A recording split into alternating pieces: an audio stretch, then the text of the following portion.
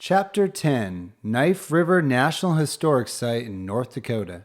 The closing jingle from Nodak News chimed through the office speakers as Casey entered. Beekler glanced over her shoulder, then flicked on the lighter and lit up a candle poking out of a donut the size of a frisbee. The top of the donut was caked in white frosting with confetti sprinkles. You didn't. Casey tossed his backpack on the stool. I did, Beekler smiled. Picked it up fresh at Glaze of Glory in downtown Chokecherry this morning. How'd you know? Come on now, I remember when you were born. I was working on an assignment with your father. He had to leave on Memorial Day, our busiest day of the year, to bring your mother to the hospital. Sounds familiar. Anyway, you were born the next day and I never forgot. Geez, excellent memory.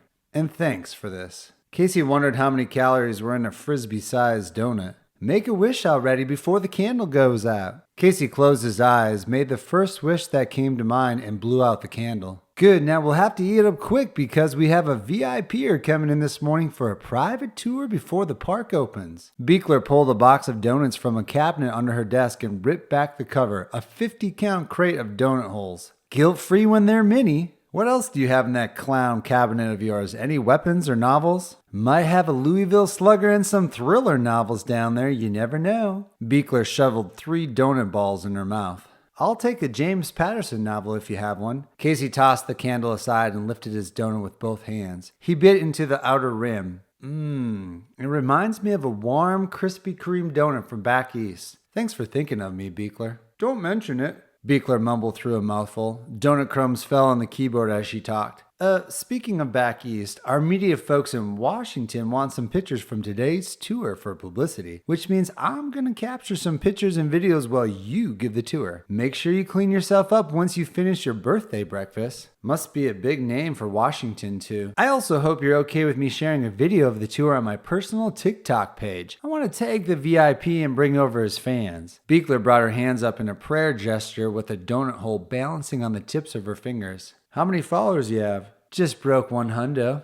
Beekler ate the donut from her fingertips, hands still in prayer. 100,000? Casey's eyes grew wide. That's impressive. No, like 99 yesterday morning and 100 last night after I posted my choreographed version of the song Savage from Megan Thee Stallion. Isn't TikTok banned in the US? I could have sworn it was illegal for government employees to use. What I do at home on my own time is of no concern to my father's brother who happens to be named Sam. Besides, I don't care if the Chinese watch me shake my tail feather in my bedroom. I need to get up on these things like the talk and the Snapchatter to stay relevant. Casey licked the glaze off his fingers. Who's the VIP? You'll see. Casey slid his plate away after turning his donut into a crescent moon. It's delicious, but if I have any more, I'm going to throw up or have the worst sugar crash of my life. I don't blame you. You have to work up to it. Just leave it on the table and I'll finish it while you go on your gopher run today. Casey raised an eyebrow at her. I need you to take the extra G ride and run some supplies over to Teddy Roosevelt, to the park's North Unit Visitor Center. Just under 2 hours away, depending on how fast you drive. There'll be someone there with supplies for you to bring back. I know it's your first trip out to Teddy, so please try not to embarrass us. You can leave right after the tour and then take the rest of the afternoon off once you pick up the supplies. Keep the truck overnight and bring it back tomorrow. My birthday gift to you. Wow, I didn't expect that, but much appreciated. Casey's eyes went to Beekler's computer screen, which was locked. No, I won't tell Director Clay. Go enjoy that new roller coaster. The theme park should be dead on a Tuesday afternoon. I think I might just take you up on that. As Casey responded, his mind went back to the shooter in the video. New roller coaster at Rough Rider theme park or investigate roughnecks with guns?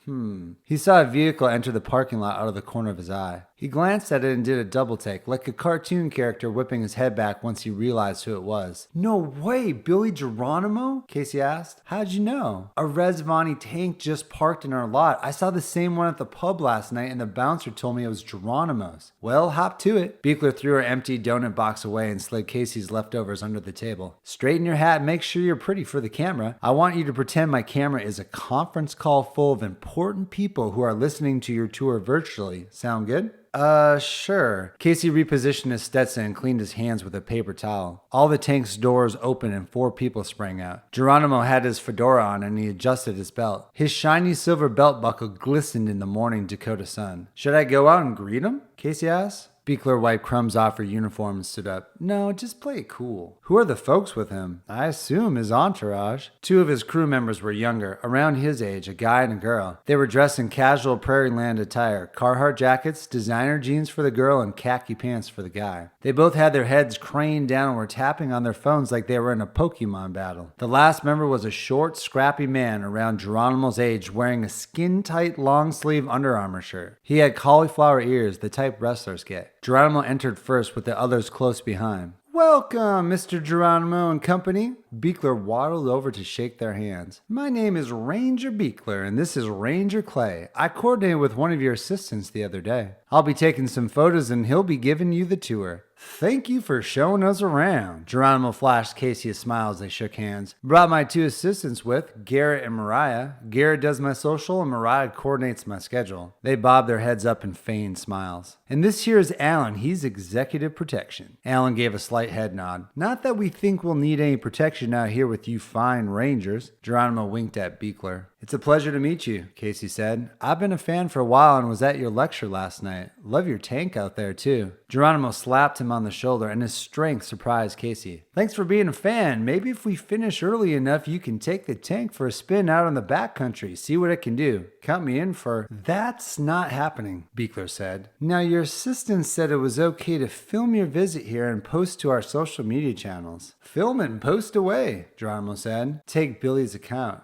Garrett added. Right this way, Casey motioned to the back door. We're going to begin our tour by giving you some historical context of this area. You're standing in the center of what was once 5 thriving Indian villages, 2 of which are on park grounds, one here and the other across the river. Garrett and Beekler took photos of the group, Mariah yawned, Alan checked his watch, and Geronimo gazed out toward the Earth Lodge. If you have time, Casey said, I'm willing to take you down to the river to show you where the other village is located. Geronimo glanced at Mariah, who checked a calendar on her phone and looked up at the group. We have a little time. Geronimo has an interview with a local media outlet and then the key to the city ceremony with the mayor. Nodak News? Beekler asked while holding her phone vertical in front of her face. Casey watched Beekler pan the phone slow to the side like she was shooting a Ken Burns documentary. No, Mariah thumbed through her phone. I believe Nodak News is live tomorrow morning. Oh, goody, Beekler said. We'll be listening. Let me show you the Earth Lodge then. Casey walked ahead of the group. Reschedule today's interview, Mariah, Geronimo said. I'd like to see the entire park. Mariah looked up. Yeah, but just do it. Please continue, Ranger Clay. Watch your heads as you enter. Casey stood by the entrance and Beekler flashed him a thumbs up as she passed. He wondered if he could ask Geronimo about the internship out of Beekler's earshot. He followed the last of the entourage in. It's a reconstructed lodge. We worked with painstaking detail to make sure it's an accurate depiction of what Native Americans lived in when they were here. It took a full construction crew 9 months to finish. With a few modern additions, I see, Geronimo said. Yes, we added lights, electricity, and internet for virtual tours. Feel free to explore around the room as I talk. We built this as an average earth lodge, close to 40 feet in diameter, which represents the type of home used by the typical family in its time. You can see rafter poles overhead with a smoke hole and close to 12 inches of natural insulation from added tree branches and soil. Casey watched the group mosey around the room for a few minutes, Beekler filming the whole thing. He continued to talk as they explored, but didn't want to linger too long. Take some pictures, and when you're ready, you can join me outside. Garrett, Beekler said, let me show you how to get a great wide-angle shot of the whole lodge. Follow me to this corner. Geronimo followed Casey outside with Alan right behind him. Mr. Geronimo? Call me Billy. Okay,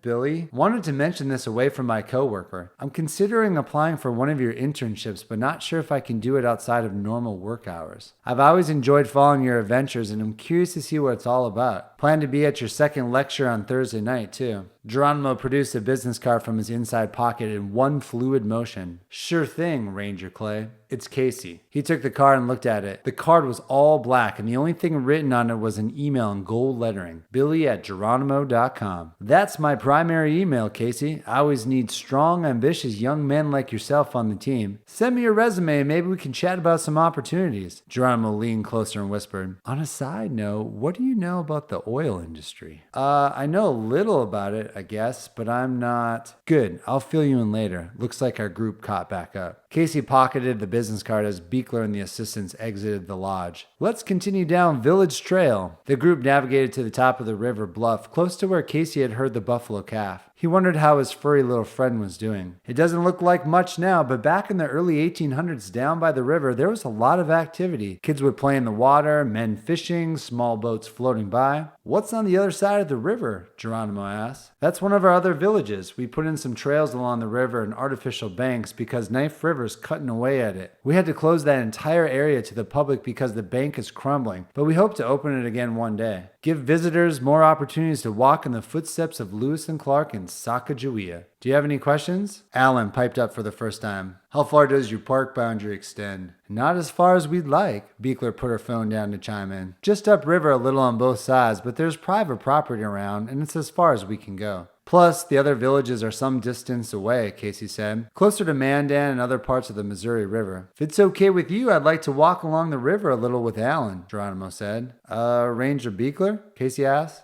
Beekler shrugged. That's fine, just don't stray too far. Casey stepped forward. You sure you don't want me to come with?